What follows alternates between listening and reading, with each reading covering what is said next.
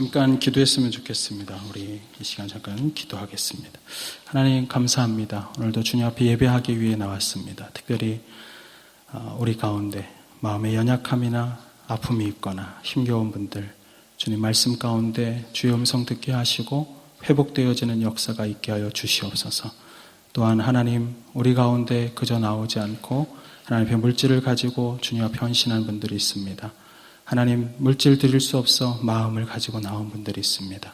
우리의 몸과 마음, 우리의 물질 모두 받아주시고 하나님 나라 확장 위에 귀하게 사용하여 주옵소서.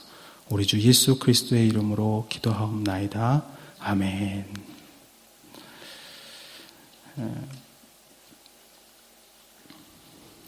제가 오래전에 사역을 처음 시작할 때 저는 젊은이 사역부터 하게 됐습니다. 소위 대학생들하고 함께 사역을 하게 됐는데요. 대학생들을 참 많이 만났습니다. 그때 보면 대학생들 고민이 딱 두 가지입니다. 정리해보면 두 가지예요. 연애, 그리고 하나는 진로. 우리 교회 청년들도 아마 비슷할 거예요. 연애 고민 안 하면 진로 고민. 제가 아직 우리 청년들하고 오늘 이제 처음 모임을 하니까 잘은 모르지만 한국의 대학생들 만나면서 늘 그런 고민을 많이 해요. 제가 전도사 때니까 맨날 오셔가지고 우리 친구들이 와서 맨날 했단 말이에요. 전사님 너무 힘들어요. 그럼 대부분은 연애 얘기했어요. 여러분들 둘 중에 뭐 더 많이 고민할 것 같아요, 우리 대학생들? 제가 이렇게 물어보면요, 대부분 다 진로 이래요. 죄송하지만 틀렸습니다. 우리 학생들 대부분은 연애 고민을 훨씬 많이 합니다. 근데 연애 고민을 하면서 저한테 했던 많은 이야기가 연애하다가 이런 얘기 많이 합니다. 전사님 저 너무 속상해요. 왜 속상해? 제가요 걔보다 제가 더 사랑하는 것 같아요. 뭐 이래요. 사랑은 알기는 아나.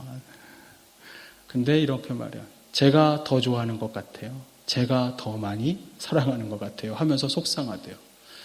근데 그걸 어떻게 알아? 네가 더 좋아하는지. 저가 10번 전화하면요, 그 친구는 5번밖에 연락하지 않아요. 저는 문자를 10번 보내는데 그 친구는 몇 번 답도 안 해요. 그래서 속상해요. 여러분, 수평적인 사랑, 친구와의 우정에서는요, 크기가 문제입니다. 크기가 문제. 그런데 여러분, 수직적인 사랑이라면 이야기는 달라집니다. 연애하는 친구들 한국에서 소위 밀당합니다. 부부도 밀당해요. 제가 가끔 보니까. 밀고 당긴다고요. 밀당 그러면 바로 알아. 뉴질랜드에서 밀당이라고 안 그럽니까? 죄송합니다. 제가 잘 몰라서.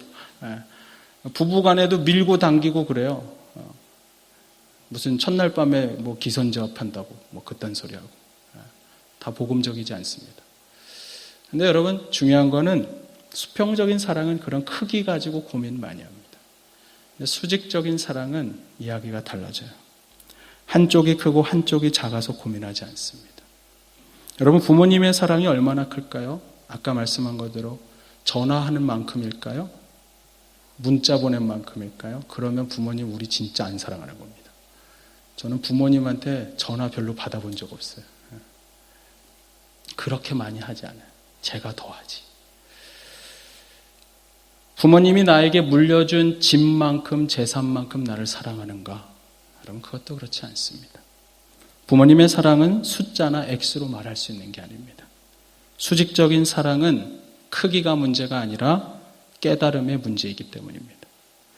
어느 날 한국에 있는 초등학교, 뉴질랜드랑은 좀 상황이 다르니까 한국에 있는 초등학교에 1학년 학생들에게 글짓기를 했습니다. 부모의 은혜에 대해서 써라. 1학년 아이들이 얼마나 썼겠어요?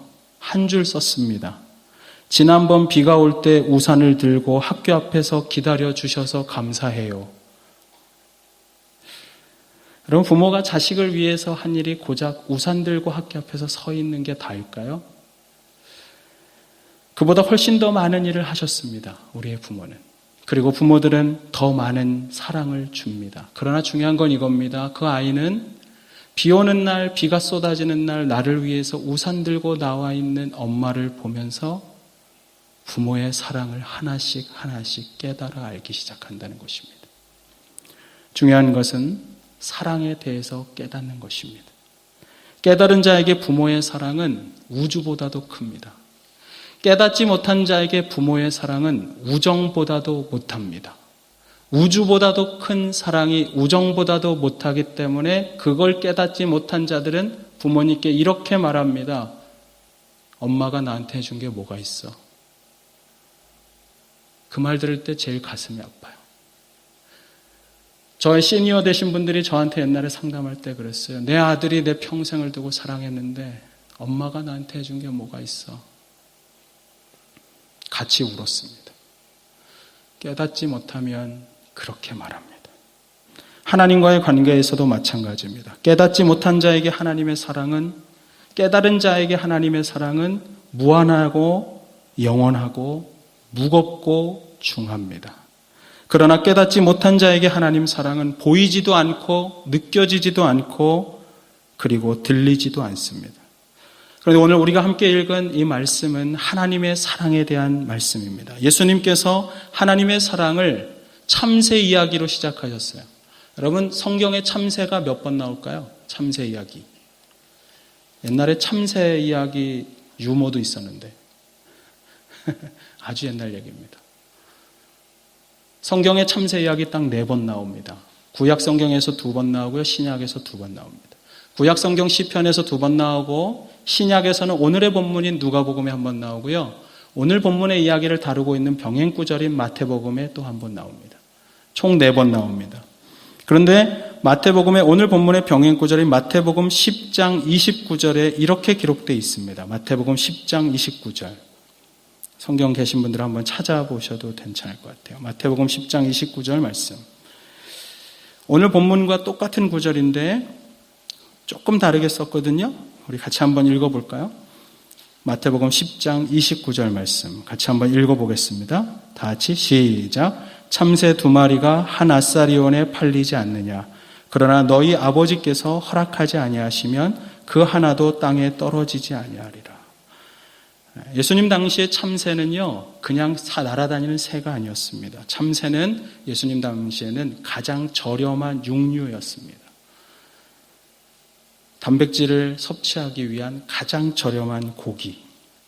그래서 마태는 예루살렘 시장을 가보니까 한 아사리온에 참새 2마리를 살 수 있다고 오늘 성경에 기록합니다. 그러면서 한 아사리온이 얼마인가? 우리가 좀 궁금하잖아요. 한 아사리온.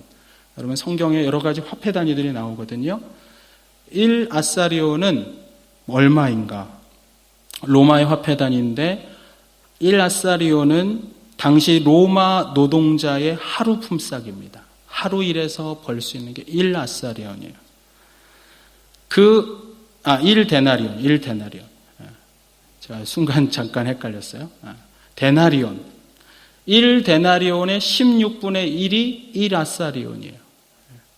그러니까 1 아사리온은 굉장히 작은 거예요. 노동자의 하루 품삯이 1 데나리온이고 그것의 16분의 1이 1 아사리온입니다. 그 1 아사리온으로 참새 몇 마리 산다고요? 참새 2마리. 근데 오늘 본문 누가복음에 오니까 본문 6절에 이렇게 이야기합니다. 참새 5마리가 2 아사리온에 팔리는 것이 아니냐.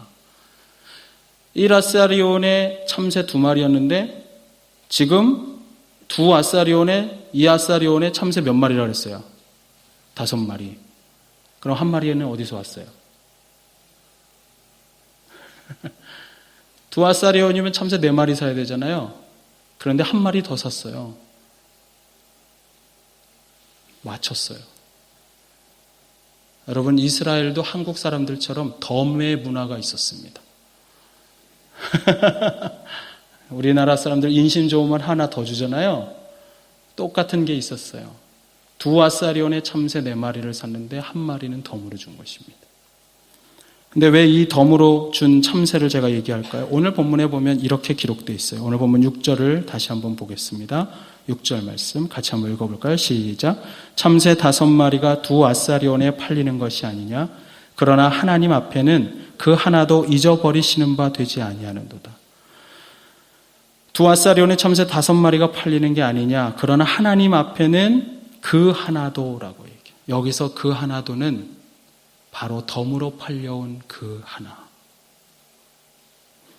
그냥 참새 중에 한 마리가 아니라 덤으로 팔려온 그 하나를 가리키는 것입니다. 성서학자 윌리엄 바클레이는 이렇게 말했습니다. 본문의 그 하나는 바로 덤으로 팔린 참새. 그런데 그것도 잊지 않으신다고 주님이 말씀하신다.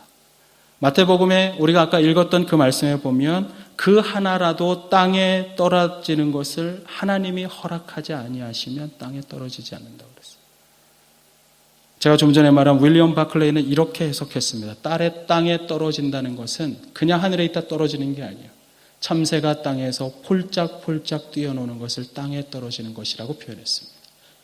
그래서 여러분, 오늘 본문의 말씀은 하나님께서 땅에 떨어져서 폴짝폴짝 뛰고 있는 작은 참새, 그것까지도 생각하신다고 이야기합니다. 동물의 왕인 사자도 아닙니다. 새들의 왕인 독수리도 아닙니다. 본문에 등장하는 새는 가장 보잘것없는 참새입니다. 우리는 잘 사먹지도 않는 참새. 제값 주고 산 것도 아니고 가장 싼 고기를 샀는데 그때 덤으로 팔려간 참새까지도 우리 주님은 사랑하는 마음으로 보십니다.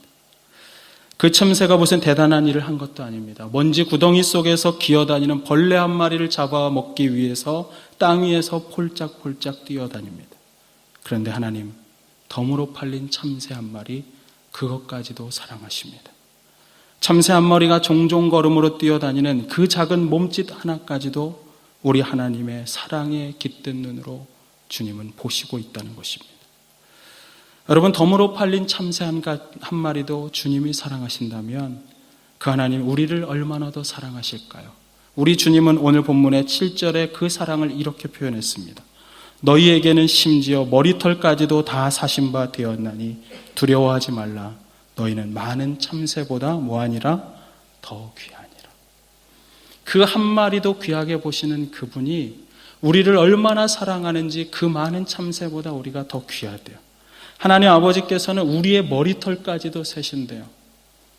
어젯밤 내 머리털이 몇 개가 빠졌고 오늘 아침에 일어났을 때 내 머리털이 새로 몇 개가 돋아났는지 여러분 아세요?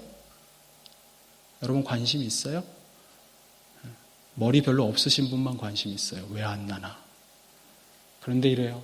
하나님은 그것까지도 세신대요. 우리의 머리털 하나까지도 세심히 살펴보시는 분, 그분이 우리의 아버지 하나님이십니다. 제가 지난 가을에 왔을 때 동일하게 여러분들에게 말씀드렸습니다. 제가 어렸을 때, 고등학교 다닐 때 제가 집에 들어오는 아파트 복도 발걸음 소리 들으며 우리 어머니 이렇게 말씀하셨어요. 나는 네가 걷는 소리만 들어도 네가 학교에서 무슨 일 했는지 난 알 것 같아. 여러분들, 우리 부모님 세대 다 그래요.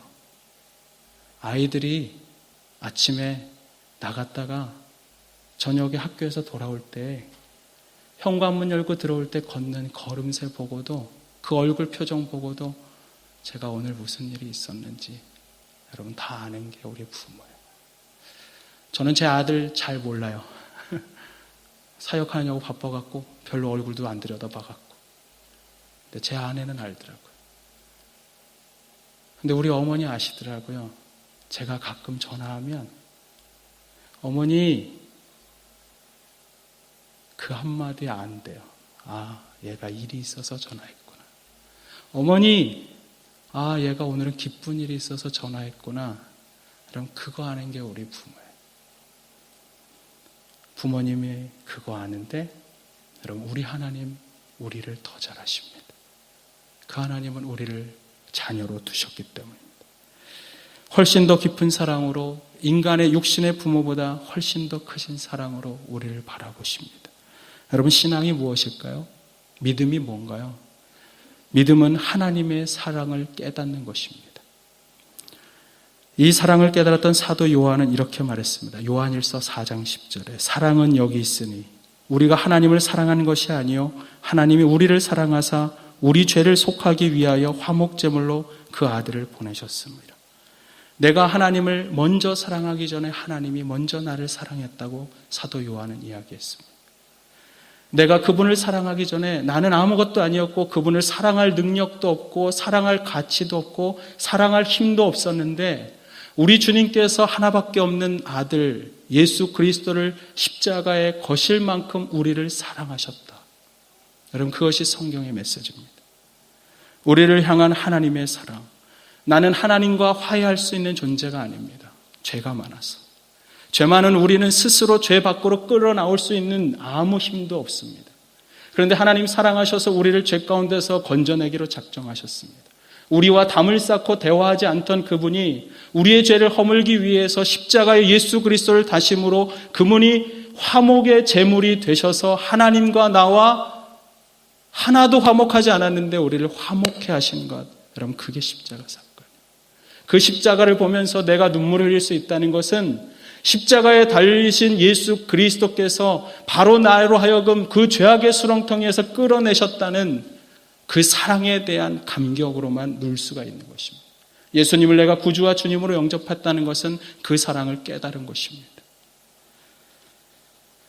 예전에 젊은이 사역을 할 때 저와 함께 사역했던 목사님이 어느 날 찾아와서 후배가 이런 말을 한 적이 있습니다. 후배가 있었는데 그분이 아버지가 목사님이셨습니다. 목사님이 매일 교회 강단에서 주무신답니다. 아버지가. 교인들을 위해서 기도하면서 강단에서 주무시고 또 거기서 일어나서 새벽 기도를 하셨습니다. 그래서 그 목사님 참 존경스럽다라고 우리 선배 목사님 말씀하셨어요. 그랬더니 후배가 이렇게 이야기합니다. 선배는 우리 아버지가 존경스러워요. 나는 불쌍한데. 왜 그 후배가 그렇게 말을 했을까? 그 목사님이 과거에 목회하시던 교회가 굉장히 빠르게 급성장하는 교회였습니다. 담임 목회자로 있었습니다. 그런데 교회에 문제가 생겼습니다. 담임 목회자가 대신 책임을 지고 사임하고 떠나셨습니다. 목사님이 대신 떠나고 다른 교회에 가서 교회에 새로 개척을 하셨는데 이상하게 교회가 잘 되지 않는 것입니다. 교회가 잘 되지 않고 성장하지 않습니다. 세월이 흘렀고 그리고 그분은 이제 나이가 환갑이 넘어가서 정말 은퇴할 때가 다가오는데 온몸에 병을 얻고 건강도 약해졌습니다. 은퇴할 때가 다가오면서 마음속에 하나님 앞에 이 마음밖에 없었대요. 하나님 앞에 저는 그저 죄송할 뿐입니다. 내가 목회를 잘했어야 하는데 그러지 못해서 하나님 앞에 죄송합니다. 내가 할 수 있는 것이라고는 기도하는 것밖에 없습니다. 그래서 그분은 연세도 많고 병도 얻으셨지만 매일 강단에 오르셔서 집에 들어가지도 않고 강단에서 기도하면서 밤새도록 성도를 위해 기도하는 것. 저는 그 이야기를 들을 때마다 그랬습니다. 마땅히 그 목사님 존경받아야 할 분이시다. 그분의 헌신과 열심, 여러분 보통의 사람은 따라할 수 없습니다. 보통의 목회자 결코 그렇게 할 수 없습니다. 하지만 저는 그 목사님의 아들의 말에도 동의합니다. 그 목사님은 참으로 불쌍한 분이십니다. 여러분, 하나님께서 목회를 잘해서 크게 부흥한 교회 목사님만 사랑하실까요? 아닌 거 너무 잘 알죠? 시골 벽지나 도심의 작은 교회를 목회하고 있는 목사님, 하나님 그 목사님 안 사랑하셔서 그 교회가 부흥하지 않는 것일까요? 여러분, 그것도 아니라는 거 잘 알 거예요. 이야기를 좀 바꿔볼게요. 하나님께서 사업이 잘 되고 헌금 잘 내고 교회에서 열심히 봉사하는 분만 사랑할까요? 이렇게 물어보면 다 아니라 그래요. 아니라 그래요. 때로는 벌이도 시원찮고 안정적이지 않고 그래서 주일날도 나는 근무해야 하지만 오늘 나와서 예배하는 이 시간이 나에게는 너무나도 소중하고 그래서 오늘도 나는 피곤하지만 그 몸을 이끌고 졸더라도 교회 와서 졸아야지. 그러고 와서 예배하는 그 마음 하나님 아세요. 중요한 건 이거예요. 그거를 아는데 여러분 삶에서는 그렇지 않을 때가 있어요. 때때로 제가 성도님들 만나면 이렇게 말해요. 내가 인생이 잘 안 되는 거 하나님께 벌 받나? 그런 분 있죠? 그런 분이 저죠. 내가 뭔가 갑자기 안 될 때 마치 하나님께 혼난다고 생각해요. 여러분, 하나님은 우리의 어떤 모습을 보고 혼내시는 게 아니에요.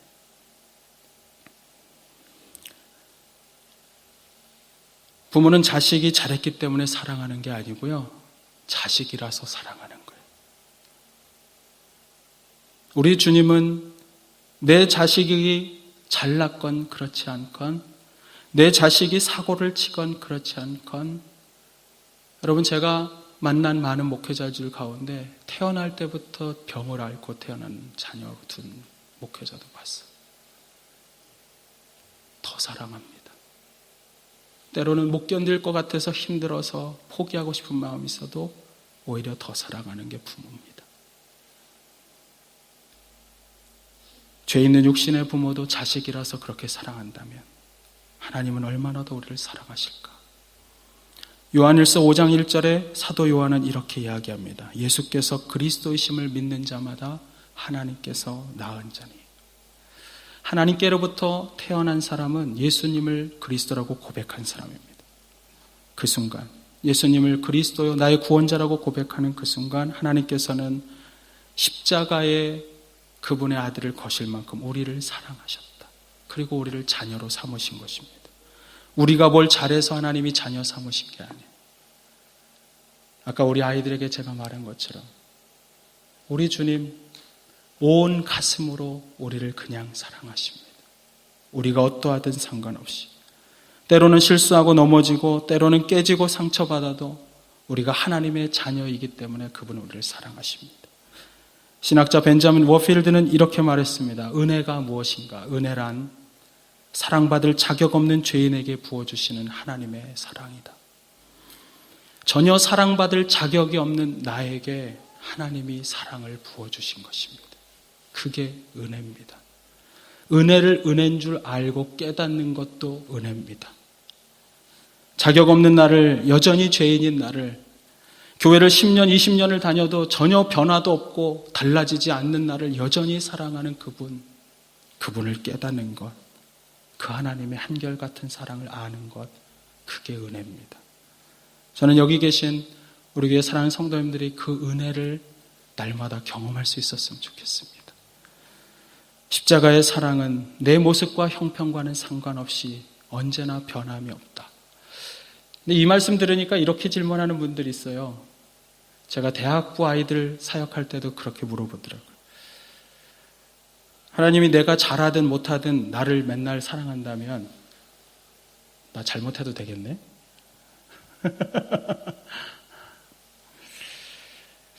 제가 한국에 있을 때 대학생 애들과 함께 군선교를 간 적이 있습니다. 지구촌 교회 대학부에 군선교가 시작됐는데 그거 저 때문에 시작했거든요. 국내 선교 가야 되는데 군대로 갔어요. 군대. 젊은 학생들이 군대 가니까 그렇게 환영받을 수가 없어요. 거기 다 특히 여자아이들 클럽 다니는 애들을 데려다가 제가 여러분 클럽 알아요? 민지는 알 건데 그 춤추는 데 있잖아요. 거기 그 주말만 되면 거기 가는 애들이 있었어요. 제가 대학생 사역할 때. 쟤네들이 어떻게 그리스도의 복음을 알게 할까? 여러분 클럽 다니는 거 욕하면 더 가요. 더 가. 그래서 제가 밖에 가서 춤추지 말고 교회에서 춤춰라 그래가지고 교회에 건의했어요. 벽에 한 면에다가 유리를 다 붙여달라고. 그래서 유리 보면서 댄스 교실처럼 거기서 춤추게 했거든요. 춤만 추면 뭐예요? 장이 없는데. 그래서 국내 선교를 군대로 가기로 한 거예요. 여자애들 다 앞에 댄스 팀처럼 앞에서 춤추게 했어요. 그랬더니 군장병들이 난리가 났어요. 너무 좋아서. 너무 좋아서 난리 났는데 군대 갔다 온 남자애들은 군대 또 가니까 좋아하겠어요? 안 좋아하겠어요? 안 좋아해요. 삐딱선 탄 한 친구가 저한테 와서 이렇게 말해요. 목사님 담배 피는 게 죄예요? 갑자기 군대 선교 왔는데 이 질문을 왜 하지? 저한테 이렇게 말해요. 술 먹는 거 성경에는 먹지 말라 그러지 말고 취하지 말라 그랬잖아요. 안 취하게만 먹으면 되겠죠, 목사님? 제가 그래서 그렇게 물어봤어요. 너 나한테 이거 왜 물어봐? 여러분 술 취하지 않게만 먹어라 이럴 줄 알았던 거예요, 이 친구가. 근데 제가 질문했어요. 너의 질문의 의도가 뭐야? 이렇게 물으면 화나잖아요, 그 친구가. 그래서 왜 물어봐? 너 술 먹지? 그냥 적당히 술 마시는 거 성경에 있다는 말 듣고 싶어서 왔나 본데 제가 그러면서 물으면서 그랬어요. 내가 너 힘드니까 알겠는데 성경은 그렇게 가르치지 않아. 여러분, 그 친구가 왜 그렇게 물어봤겠어요? 술 먹고 싶어서 그런 거예요. 제가 대학부 안에도 있는 거 알았어요. 치킨 먹으러 가놓고는 술 퍼마시는 거예요. 알지만 그거 뭐라고 하지 않았어요. 성경에서는 성령에 취하라고 이야기했어요. 하나님의 은혜에 충만하면 여러분 원리가 똑같아요. 여러분 하나님 부모님의 사랑을 알고 부모님이 나를 얼마나 사랑하는지 알면 부모님이 말하지 않아도 그분이 원하는 대로 살기를 원해요. 그게 진짜 자식이 깨달은 거예요. 부모의 사랑을. 하나님의 사랑, 그리스도의 십자가의 사랑을 온전히 깨달으면 내 스스로 죄지러 가지는 않아요. 내 스스로가 죄 가운데 있지 않아요. 그래서 성경에서는 뭐라고 이야기하냐면 로마서 6장 1절부터 2절에 보면 그런즉 우리가 무슨 말 하리요? 은혜를 더하게 하려고 죄에 거하겠느냐? 여러분 죄 가운데 있다가 우리가 구원받은 게 은혜입니다. 그런데 그 은혜를 진짜 깨닫고 하나님의 사랑을 진짜 알면요, 그분이 원하는 대로 살고 싶은 거예요. 아까 말한 것처럼 그렇게 질문하는 그 친구는 아직 그분의 사랑을 모르는 거예요. 그런데 그 사랑을 모른다고 죄지러 간다고 혼낼 필요가 있어요? 없어요? 전혀 없어요. 그에게는 하나님의 사랑을 소개하면 되는 거예요. 그래서 저는 그냥 그 친구 데리고 매번 선교지를 데리고 다녔어요. 근데 아세요? 그 친구가 뉴질랜드 왔었어요. 저 오기 전에 비자 안 나와서 막 발 동동 구를 때 저 만났어요. 그리고 이렇게 해서 목사님 저 이제 구원받았거든요. 목사님 뉴질랜드에 가신다면서요. 저 거기서 비자 안 나와서 저 나왔는데 이제 포기했더라고요. 그러면서 그래도 목사님 그곳에서 잘 하실 거라고 믿어요. 그래서 이렇게 말했어요. 기다려줘서 고마워요, 목사님. 그때 그냥 내치고 혼내지 않아서 감사해요. 저한테 고마울 일 하나도 없어요. 왜냐하면 성경은 그렇게 가르치고 있지 않아요. 성경은 이것입니다. 정말 사랑을 알면 그분의 사랑 때문에 거룩한 삶을 따르게 된다는 거예요. 로마서 6장 1절과 2절에 이렇게 말했다 그랬죠. 은혜를 더하게 하려고 죄 가운데 거하겠느냐? 사도 바울 단호하게 이렇게 말해요. 그럴 수 없느니라. 하나님의 은혜를 깨달은 사람이 하나님이 죄 가운데 있던 나를 건져주신 것이 은혜인 것을 깨달은 사람은 그 은혜인 것을 아는데 하나님이 원하는 삶을 살려고 노력하겠죠. 그러지 않을 삶을 살겠다고 나아갈 수 있겠느냐? 그럴 수 없느니라. 2절에 이렇게 말해요. 그럴 수 없느니라. 죄에 대하여 죽은 우리가 어찌 그 가운데 더 살리요. 그리스도의 십자가에 달려 돌아가실 때 주님만 돌아가신 게 아니라 박영주도 함께 죽었고 나를 죄 가운데 있었던 옛사람도 함께 죽었고 내 죄가 죽음을 받았다면 나는 다시 죄 가운데 거하려는 그 삶을 다시는 살 수 없다. 그게 진짜 그리스도인이다. 오늘 성경은 그렇게 이야기해 주십니다. 사도 바울이 말하는 게 그겁니다. 여러분, 우리가 엉망진창이고 죄악투성인 내가 구원받았다면 그 하나님의 십자가의 은혜를 정말 알면 다시 주님을 십자가에 못 박게 하는 그 일을 하고 싶지 않은 거예요. 내가 오늘 그분이 나를 위해서 죄 가운데 십자가에 달리신 주님인 것을 아는데 어떻게 다시 주님을 십자가에 못 박을 짓을 내가 하겠습니까? 그것은 진짜 그리스도인이 아니라는 것이죠.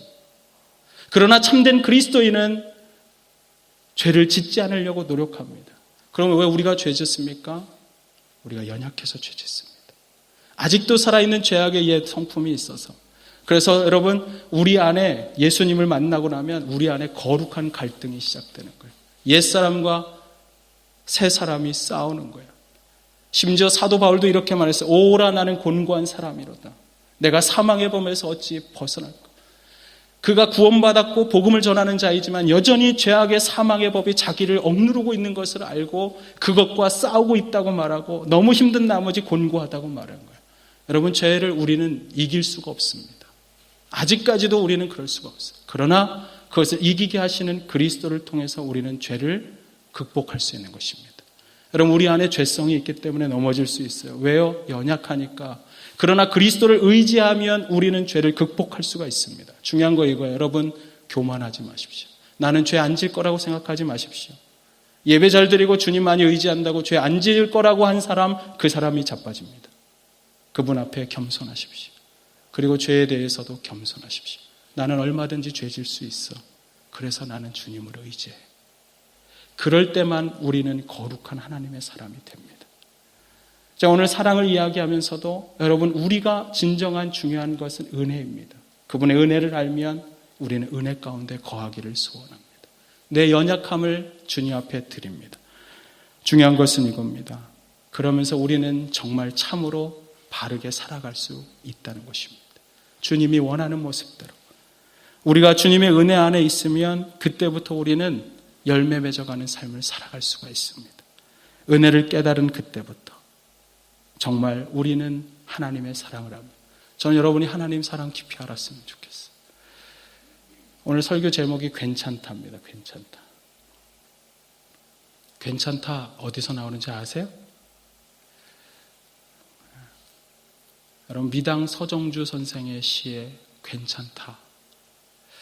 여러분, 미당 서정주 선생이 중학교 때 독립운동하다가 일본 경찰에 잡혀갔습니다. 학교를 퇴학을 당하고 그는 일본 경찰의 감시와 괴롭힘을 당합니다. 이 사람이 시인이니까 얼마나 감수성이 예민해요. 마음도 여리고. 그렇게 감수성이 풍부하고 예민한 시인이 고문을 심하게 받았습니다. 너무 고문을 많이 받아서 이 사람 우울증에 걸렸습니다. 우리 민족이 해방된 이후에 우리 민족의 또 다른 시련이 찾아왔죠. 6.25 한국전쟁이 일어났습니다. 6.25 전쟁 때 공산군에 밀려서 미당 서정주 선생도 함께 피난을 떠났습니다. 대구까지 내려갔습니다. 대구에 내려갔는데 어느 날 비가 장대비가 쏟아지는데 길거리에 나갔는데 시체가 산더미처럼 쌓여있는 것을 봅니다. 눈이 터져나가고 팔이 잘려져 나갔고 핏물이 빛 속에서 흘러내려가는 것을 보면서 감수성이 예민한 사람, 여러분 그거 정상인 사람이 봐도 미치는 거예요. 그런데 이미 우울증에 걸린 이 사람이 잔인하게 죽어서 썩어가는 내 민족의 동포를 보면서 마음에 병이 들었습니다. 우울증 환자였던 서정주가 그 참혹한 장면을 보고 실어증에 걸려서 말을 하지 못합니다. 밤이 되면 잠을 자지 못합니다. 불면증에 걸렸습니다. 결국 그는 자살을 시도했습니다. 다른 시인들이 그를 병원에 입원시켜서 간신히 살았습니다. 결국 부산까지 피난을 내려갔습니다. 그리고 전쟁이 끝난 후에도 이 사람은 환청을 듣습니다. 평생토록 환청을 들었습니다. 공산당이 쳐들어와서 사람을 죽인다고. 공포에 사로잡혀서 그는 벌벌 떨었습니다. 여러분, 환청을 듣고 보이지 않는 게 보이는 병이 있어요. 조현병. 아까 소연이가 영어로 뭐라 그랬는데 뭐라 그랬는데 잘 모르겠어요. 하여튼 정신분열. 걸렸으니까 이 서정주 시인이 직장에 들어갈 때마다 쫓겨나는 거예요. 자꾸 환청이 들려서. 공포감에 시달리니까 일을 할 수가 없어요. 맨날 실업자가 돼요. 한 번은 전주고등학교 국어교사가 되었습니다. 국어교사가 돼서 국어를 가르치는데 정신분열 다시 시작됐어요. 보이지 않아야 될 게 보이고 들리지 말아야 될 게 들렸습니다. 그는 다시 학교에서 쫓겨났습니다. 시립저 신세가 돼서 이제는 전주에 살 수가 없다고 리어카에 자기의 재산 다 올려놓고 산길을 건너 이사를 가기 시작하는데, 하필이면 여러분 우리가 전쟁 끝난 다음에도 공산당이 아직 남아 있었거든요. 특별히 그 남원 쪽에 넘어가다가 산에 공산당이 있어서 길이 막혔습니다. 하는 수 없이 산 중턱 오두막에 앉아서 공산당이 물러가고 길이 열리기를 기다리고 있는데 한겨울에 하늘에서부터 눈이 내리기 시작합니다. 여러분, 눈이 내리면 우리는 뭐라고 표현해요? 많이 내리면 펑펑 쏟아진다. 이렇게 내리면 펄펄 날린다. 그런데 서정주 시인은 그렇게 눈이 내리면서 자기에게 말을 건다고 말했습니다. 또다시 환청이 들렸습니다. 이렇게 들었습니다. 괜 하나 떨어지면서 찬, 또 하나 떨어지면서 탁. 괜찮다, 괜찮다, 괜찮다. 그가 쓴 시가 바로 그래서 눈 내리는 날 내리는 눈발 속에 걸어가는 시입니다. 괜찮다, 괜찮다, 괜찮다. 수북히 내려오는 눈발 속에서는 까투리 메추레기 새끼들 깃들어 오는 소리. 괜찮다, 괜찮다, 괜찮다. 폭언이 내려오는 눈발 속에서는 낯이 붉은 처녀 아이들도 깃들어 오는 소리. 울고 웃고 수그리고 새파란이 얼어서 운명들이 모두 다 안기어 드는 소리. 괜찮다, 괜찮다, 괜찮다. 끊임없이 내리는 눈발 속에서는 산도 청산도 안기어 드는 소리. 여러분, 괜찮긴 뭐가 괜찮아요? 본인은 괜찮다고 말하지만 우울증에 걸렸고 불면증에 시달리고 실어증에 환청에 공포증에 실업자가 되어서 여러분, 오늘날에는 서정주 시인은 친일파라고 낙인까지 찍혔습니다. 도대체 괜찮은 게 하나도 없습니다. 그런데 서정주는 그럼에도 불구하고 노래합니다. 괜찮다고. 아직도 끝나지 않았다고. 이 정도면 괜찮다고. 금방 죽을 것 같았던 미치광이가 괜찮다, 괜찮다 하면서 여러분 85세까지 살았습니다. 몇 달을 못 버티고 쫓겨다니며 직장만 옮기던 실업자가 나중에 대학에서 정년퇴직을 했습니다. 우리 결의의 심금을 울리는 수천 편의 걸작을 남겼습니다. 85세를 일기로 세상을 떠나는 날 서울에는 폭설이 내렸습니다. 창밖으로 하염없이 쏟아지는 눈발을 바라보며 우리 민족의 대시인은 마지막 한마디 남겼습니다. 괜찮다. 미당 서정주의 마지막을 떠나보내며 이렇게 기술한 것을 봤습니다. 2000년 12월 24일 이 땅에 예수 그리스도께서 태어나심을 기리는 성탄 전야에 서정주 선생은 이 땅을 떠났다. 85해 파란만장한 생을 마감한 시인이 저 세상으로 가던 날 서울에는 한방눈이 내렸다. 영광과 수치, 욕됨과 아름다움을 교차했던 시인을 향해 하늘은 괜찮다고 시어를 남겼다. 우리가 살아가는 날 동안 여러분, 우리의 인생이 언제나 좋은 일만 가득한 것은 아닙니다. 때로는 말도 안 되는 일을 겪을 수가 있습니다. 어쩌면 제정신으로는 이 땅에서 삶을 살아갈 수 없는 게 오늘의 삶일지도 모릅니다. 그럼에도 불구하고 우리가 절망 속에서 주저하지 않을 수 있는 이유는 그럼에도 불구하고 우리를 향해 괜찮다고 말씀하시는 하나님이 있기 때문입니다. 내가 봐도 안 괜찮은 나에게 우리 주님은 괜찮다고 말씀하십니다. 모자라도 괜찮고 부족해도 괜찮고 실수해도 괜찮다고. 내가 너를 사랑하기에, 내가 너를 포기하지 않기에 너는 오늘도 괜찮고 내일도 괜찮아. 그러니 너는 괜찮아. 하나님을 정말 믿는 사람, 하나님 앞에 정말로 엎드려지는 사람, 하나님 앞에서만 넘어지기를 원하는 사람은 괜찮다고 말씀하시는 주님의 은혜 가운데 내일을 향해 일어설 수가 있습니다. 저는 여러분들이 십자가의 그 은혜와 나를 붙드시는 하나님, 그리고 여전히 무슨 일이 있어도 괜찮다고 말씀하시며 인도하시는 그 하나님과 함께 내일을 향해 나갔으면 좋겠습니다. 우리는 넘어질 수밖에 없습니다. 우리는 죄에 넘어지고 세상에 넘어지고 세상에서 제정신으로 살아갈 수 없을 만큼 힘겨운 날을 보내야 할 때도 있습니다.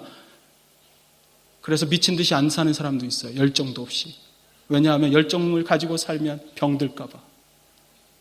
그러나 여러분, 열정을 갖고 사십시오. 우리 주님이 나를 붙잡고 있으니까 내가 가진 오늘의 삶을 그 하나님의 사랑 붙잡고 최선을 다해 살아가십시오. 하나님 나라에 플러스 되는 인생을 위해서. 내 나라의 플러스가 아니라 하나님께 영광 돌리는 삶을 위해서 그분의 십자가 붙잡고 오늘도 다시 일어나서 다시 주님 나를 인도해 주옵소서. 그렇게 살 때 여러분 정말 어려운 중에도 여전히 붙드시는 하나님의 사랑과 은혜가 여러분의 매일의 삶에 함께할 줄을 믿습니다. 우리 시간 함께 기도할게요. 우리 시간 기도할 텐데 소리내서 기도했으면 좋겠습니다. 부족하지만 괜찮다고, 오늘도 나를 여전히 사랑하시는 그 주님의 음성 앞에, 그분의 사랑 앞에 오히려 주님의 사랑과 감사의 은혜를 고백했으면 좋겠습니다. 주님, 부족하지만 여전히 저를 자녀로 인정하시고 나를 인도하시는 주님을 찬양합니다. 주님, 저는 연약합니다.